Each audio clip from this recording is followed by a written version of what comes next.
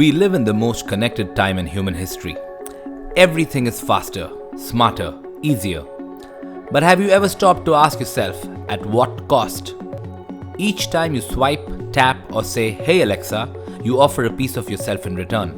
Your preferences, your location, your identity. All stored, all analyzed, all monetized. This is the new economy where privacy is the price of participation. And in this digital contract, most of us never read the fine print. Today on Think Tank, we go beyond the headlines into a world where convenience is control and surveillance is not science fiction, it's our reality. The evolution of privacy. Let's go back in time. A few decades ago, privacy meant a locked drawer, a closed curtain, a confidential conversation.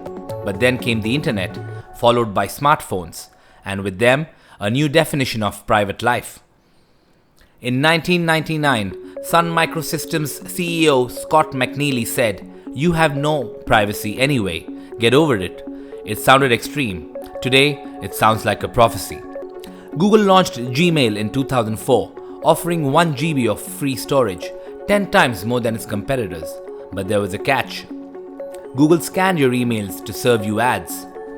Facebook started as a college directory. Now, it knows who you date, what you believe, and what triggers you emotionally.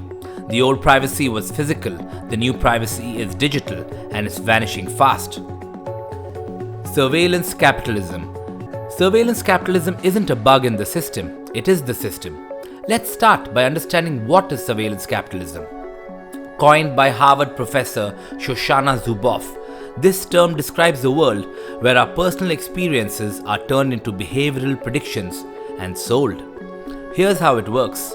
You search for a new mattress. Suddenly, every app you open shows you mattress ads.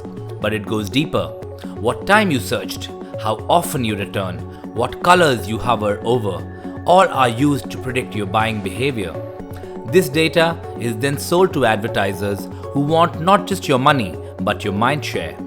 Zuboff calls it the unilateral claiming of private human experience as free raw material for translation into behavioral data.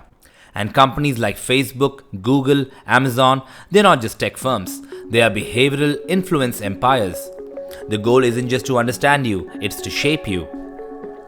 Privacy in a global context. Privacy means different things in different parts of the world. In the US, the Fourth Amendment protects citizens from unwarranted searches, but not from corporations. The NSA's PRISM program, exposed by Edward Snowden in 2013, revealed that the government had access to emails, chats, and even video calls without public knowledge. In China, privacy isn't even on the menu. The country's surveillance state uses facial recognition, mobile tracking, and AI to monitor citizens in real time. The social credit system assigns scores based on behavior, penalizing you for smoking in public or criticizing the government. It's 1984, but in high definition. In Europe, there's resistance. The General Data Protection Regulation, GDPR, enforces strict data collection rules. It requires companies to get explicit consent and give users the right to be forgotten. In India, the Aadhaar system became the world's largest biometric database. It promised inclusion but has suffered breaches, leaks, and growing concerns over centralized data misuse. Privacy isn't just a personal issue, it's geopolitical. The consent illusion. When was the last time you read a terms and conditions document? You didn't. You just clicked accept. We all do. Consent today is a checkbox, but in reality, it's coerced compliance. Apps ask you for access to your photos, contacts, microphone, even when it's unnecessary. Why does the flashlight app need your location?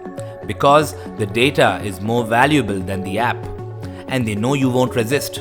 Because the system was built to normalize intrusion. This isn't choice, it's manipulation dressed as UX. As tech ethicist Kristen Harris puts it, we've upgraded machines, but we've downgraded humans. When data turns dangerous, what's the worst that can happen? Ask the 530 million Facebook users whose phone numbers were leaked, or the women stalked via AirTags, or the victims of deepfake porn created from hacked images. your data can be weaponized against you, against democracy. In 2016, Russian troll farms used data from social platforms to sow division in the US election. In Myanmar, Facebook was used to incite ethnic violence. Data isn't just about ads. It can be used to influence elections, suppress dissent, or even erase identity. In the wrong hands, your digital footprint becomes the digital cage. Can privacy be restored? Is all hope lost? No. But the fight is uphill.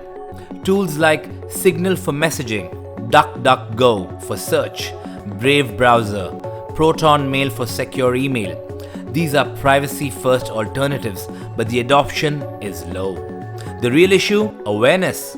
Until users understand the value of their data, they'll keep trading it for likes and filters. And laws? We need better ones. Globally, uniformly, with teeth. But ultimately, it starts with you. So here's the final question. Would you install a camera in your bedroom for a 10%, 20% discount? No, you won't.